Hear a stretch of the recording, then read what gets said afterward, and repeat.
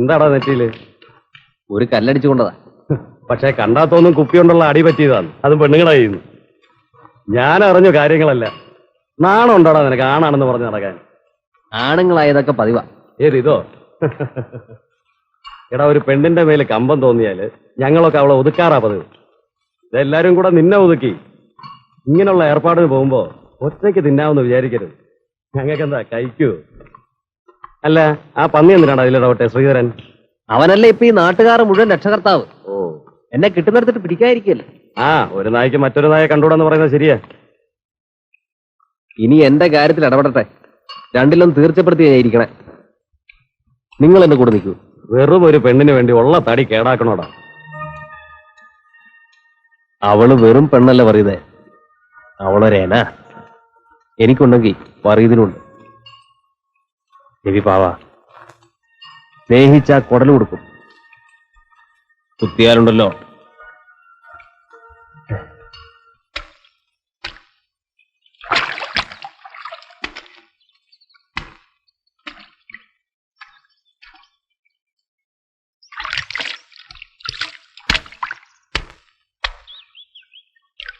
ഞാൻ മാറിത്തരണം. ആണുങ്ങളുടെ കടവിൽ കല്ലില്ല, അതാ ഇവിടെ ഇറങ്ങിയത്.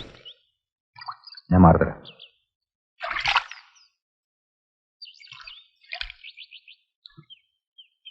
നാലഞ്ച് ദിവസം മുമ്പ് ഞാൻ അമ്മാനോടൊരു കാര്യം പറഞ്ഞു.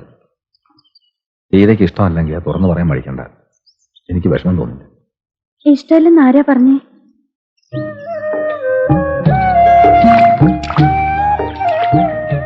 തുണിയലക്കി തരാൻ കുഞ്ഞാലിക്കോട് പറഞ്ഞൂടെ? ഒരാഴ്ച പണിയില്ലാത്തതുകൊണ്ട് അവൻ വീട്ടിൽ പോയിരിക്കുക. ആ ഷർട്ടും മുണ്ടൊക്കെ അവിടെ ഇട്ടേരെ. ഇടത്തെ കൈ കൊണ്ട് സോപ്പ് പുരട്ടി എടുത്താ വെളുക്കില്ല. പക്ഷേ അത് എന്നും വേണ്ടി വരും. പറ്റുമോ? പെണ്ണുങ്ങളുടെ കടവിൽ നോക്കി നിൽക്കാതെ വേഗം കുളിച്ചിട്ട് പോവാൻ നോക്ക്.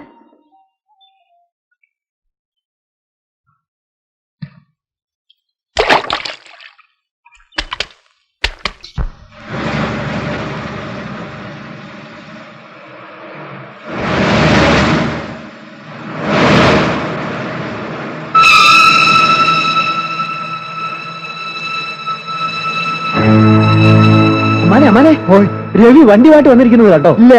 എന്നാ വന്നിട്ടുണ്ട്. കൂടെ ആ കുഞ്ഞു പറയതുണ്ട്. എന്ത് കുഞ്ഞു പറയത്? ഓ, അവക്കർ മുതലാളിനെ കുത്തിക്കൊന്നിട്ട് ജയിലിൽ പോയാ കേടി കുഞ്ഞു പറയത് നിങ്ങൾക്ക് അറിയില്ല?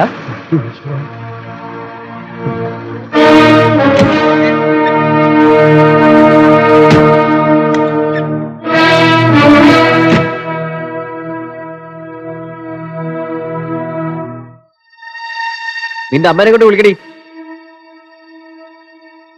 സഹായ കമ്മിറ്റികളെയും കാവൽപ്പെട്ടികളൊക്കെ അവിടെ വിളിച്ചോ?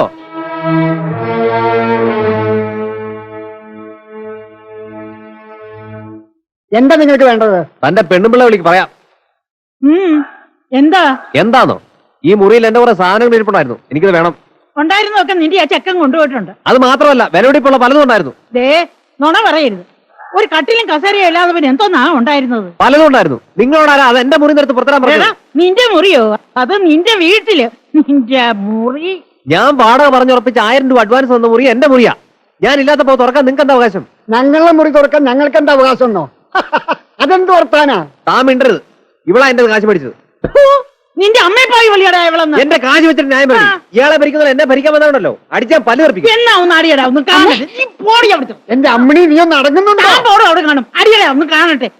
അല്ലേ നിലക്കേക്ക് അവന്റെ കാശ് മേടിച്ച് നിന്നേച്ചേർന്ന് പിടയ്ക്കുന്നു. നിങ്ങൾ ഇതിൽ ഇടപെടരുത്. എവനോട് ഞാൻ കാശ് വാങ്ങിച്ചിട്ടുണ്ട്, അത് ഞാൻ കൊടുക്കുകയും ചെയ്യാം. അല്ലാതെ വിലപിടിപ്പുള്ള ഒരു സാധനവും ഇവിടെ ഉണ്ടായിരുന്നില്ല. കാശ് മേടിച്ചിട്ടുണ്ടല്ലോ, അതെനിക്കിപ്പോ കിട്ടണം. കാശ് ഇപ്പൊ എന്റെ കയ്യിലില്ല. ഉണ്ടാകുമ്പോ അങ്ങ് തന്നേക്കാം. പോയി പള്ളി പറഞ്ഞാൽ മതി. ഉണ്ടാകുമ്പോ ഒലത്താന്ന്. ഒരാഴ്ചക്കുള്ളിൽ എന്റെ കാശ് കിട്ടിയില്ലെങ്കിലുണ്ടല്ലോ, രവി അത് മുതലാക്കും. അത് ഓർത്തോ. സഹായ കമ്മിറ്റിക്കാരും രക്ഷകർത്താക്കന്മാരും ഒക്കെ കേൾക്കാനാ പറയണത്. അവളാണല്ലേ? അവള് രംഭ, മറ്റുള്ള മേനക. ഇവിടെ കണ്ട കണ്ണും മൂക്കും ചെത്തുമെന്ന് പറഞ്ഞവരൊക്കെ എവിടെ പോയി? വരുമ്പോ പറഞ്ഞേക്കടി രവി ഒന്നു. ഇനിയും വരുമെന്ന് പറഞ്ഞേക്ക്. വാ. ഇപ്പൊ കിട്ടിയില്ലേ? ഞാൻ അന്നേ പറഞ്ഞതാണ് അഞ്ച് ചക്രവർത്തമാനം ചെലവ് ചെയ്ത് നമുക്ക് അപകടമാണ്. എനിക്ക് കലികൊണ്ടിരിക്കുന്ന നേരാ. ഇപ്പൊ എനിക്ക് മാത്രമായി കുറ്റം. നിങ്ങൾ നക്കി കുടിച്ചതല്ലേ? ആരെ കാണിക്കാൻ അടി ഇറങ്ങി വന്നിരിക്കുന്നേ? കേറി പോടിയാകത്തോ. ഒറ്റ എണ്ണത്തിന് ഇനി വെളി കണ്ടുപോകരുത്. ഈ ബുദ്ധി നേരത്തെ തോന്നിയെങ്കിൽ കൊള്ളായിരുന്നു. കണ്ട ലോറിക്കാരുടെ മുമ്പിൽ പെൺകുട്ടികളെ മേശ തുറക്കാനും വിളമ്പാനും വിട്ടിട്ട് ഇപ്പോ ശ്രീധരേട്ടനോടുള്ള കോള ഇവിടെ ഒന്ന് കാണിച്ചിട്ട് പോയത്. ആ അവൻ ഉണ്ടാവാതിരുന്നത് ഭാഗ്യം. ഉണ്ടായിരുന്നെങ്കിൽ കത്തിക്കുത്തിലേ അവസാനിക്കുള്ളൂ. അവൻ നാട്ടിൽ പോയിരിക്കുക. കല്യാണത്തിന്റെ വല്ലതും? ആ നാട്ടിൽ അവനൊരു ആശാനും മോളുണ്ട്. സ്വന്തം അച്ഛനും പെങ്ങളും. അവര് വന്നിട്ട് വേണം ദിവസം നിശ്ചയിക്കാൻ. ഉടനെ ഉണ്ടാവുമോ? എന്തിനാ നീട്ടുന്നേ? കല്യാണം കഴിഞ്ഞ് ആശാനും മോൾ ഇങ്ങോട്ട് കൂട്ടിക്കൊണ്ടുവരണം അവന്റെ പ്ലാൻ. ആഹാ, ആശാനോട് ഞാനൊന്നും പറയില്ല, ഒക്കെ നീ പറഞ്ഞോ. അതൊക്കെ നമ്മളേറ്റ്. ഇനി ഭാരിച്ച കാര്യങ്ങളും നിങ്ങൾ അന്വേഷിക്കണ്ട. നിങ്ങൾ കെട്ടുന്ന സമയത്ത് റെഡി ഉണ്ടായാൽ മതി. ഞങ്ങൾ കാരണന്മാർ ആലോചിച്ച് ചെയ്യും. കെട്ട് കഴിഞ്ഞിട്ടുള്ള കാര്യവും നിങ്ങൾ കാരണവന്മാർ ആലോചിച്ച് ചെയ്യും. ഒരെണ്ണം നന്നാലുണ്ടല്ലോ. അല്ല, നമ്മൾ ആശാന്റെ വീട്ടിന് മുമ്പ് എന്താ ഇത്ര ആൾ കുടിക്കുന്നു?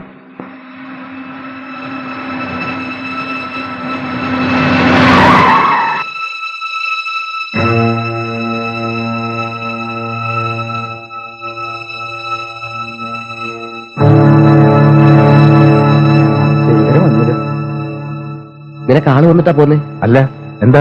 അറിഞ്ഞില്ലേ? രാധ ഇന്നലെ രാത്രി വണ്ടിക്ക് തലവെച്ചു.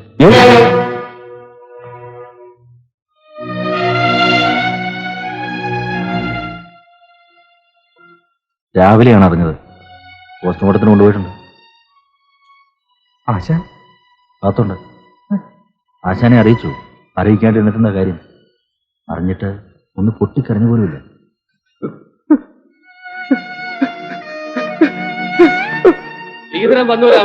വന്നു. നിങ്ങൾ ഇങ്ങനെ കൊച്ചു പിള്ളേരെ പോലെ ആയാലോ? ആശാൻ ആരാ സമാധാനിപ്പിക്കുക? എന്റെ ശബ്ദം കേട്ടു. അപ്പൊ അറിഞ്ഞൂലല്ലേ കാര്യങ്ങളൊക്കെ. അങ്ങനെ ആ ഭാരം അങ്ങോട്ട് ഒഴിഞ്ഞു. അമ്മേ ശരണം. നീ ഇങ്ങനെ കൊച്ചു കുട്ടികളെ പോലെ എങ്ങനെയാ? ഇവിടുത്തെ കാര്യങ്ങളൊക്കെ നോക്കാൻ ഒരാളില്ലാണ്ട് വിഷമിക്കായിരുന്നു ഞാൻ. രാമ, പന്തലുണ്ട് നമുക്ക്. മഴ എപ്പോഴാ പൊഴിയാന്ന് പറയാൻ പറ്റില്ല. അവള് വരുമ്പോ മഴ കൊള്ളരുതല്ലോ. ആശാൻ വാ. ആശാൻ അകത്ത് പോയി കിടക്ക. ഞാൻ പോയി കിടന്നാൽ എങ്ങനെയാ? ആളോട് വരുമ്പോ മര്യാദ വർത്താനം പറയാൻ ഒരാൾ വേണ്ടേ? ഉടനെ എല്ലാം കഴിച്ചു തരും അവര്. ആശുപത്രിയിലേക്ക് പഞ്ചായത്ത് മെമ്പർ പോയിട്ടുണ്ട്.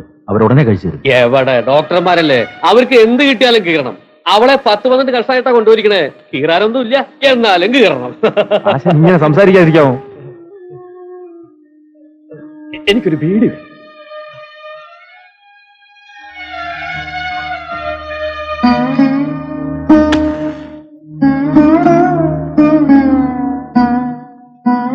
രവിക്ക് ആള് കൊണ്ടുവരാ. എന്തിന്? അവനല്ലേ ഇത് കാണേണ്ടത്. അവൻ ഈ കാഴ്ച കാണണം. നമ്മളൊന്നുമല്ല, അവനാണ് കാണേണ്ടത്. ആ തെണ്ടി അവള് നമ്മളിന്ന് പലതും മറച്ചു വെച്ചടാ. എന്നോട് തുറന്നു പറഞ്ഞിരുന്നെങ്കിൽ ഈ കടുകൈ ചെയ്യേണ്ടി വരില്ല. ശാന്തിയില്ലാത്ത കുട്ടിയെ വളർത്താനും ഞാൻ തയ്യാറായിരുന്നു. എനിക്കൊന്നും മനസ്സിലാവുന്നില്ല ആശാനെ. മനസ്സിലാക്കി തരാം. വാ.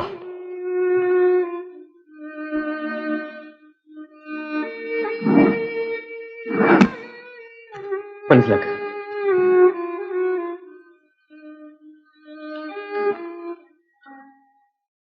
പ്രിയപ്പെട്ട അച്ഛ, പാപിയായ ഈ മോളോട് പൊറുക്കണം.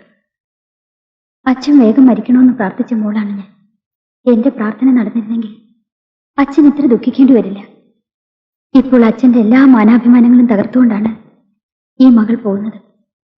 സ്നേഹിച്ച പുരുഷന് മനസ്സും ശരീരവും കൊടുത്ത വിഡ്ഢിയാണ് ഞാൻ. അയാൾ എത്ര നിഷേധിച്ചാലും ഒടുവിൽ എന്നിലേക്ക് തിരിച്ചു വരുമെന്ന് ഞാൻ വെറുതെ ആശിച്ചിരുന്നു. കാരണം അയാളുടെ കുഞ്ഞ് എന്നിൽ വളരുന്ന വിവരം അയാൾക്കറിയാം. ഇത്ര നാൾ ആരെയും അറിയിക്കാതെ കഴിഞ്ഞു. ഇനി അതിന് കഴിയില്ല. അച്ഛനില്ലാത്ത കുഞ്ഞിന്റെ മുത്തച്ഛനാകാൻ ഞാൻ അനുവദിക്കില്ല.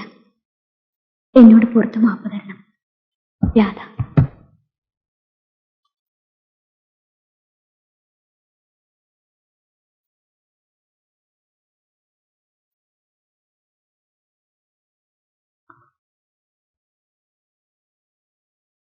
എനിക്ക് എന്റെ മോളെ ഒന്ന് കാണണം.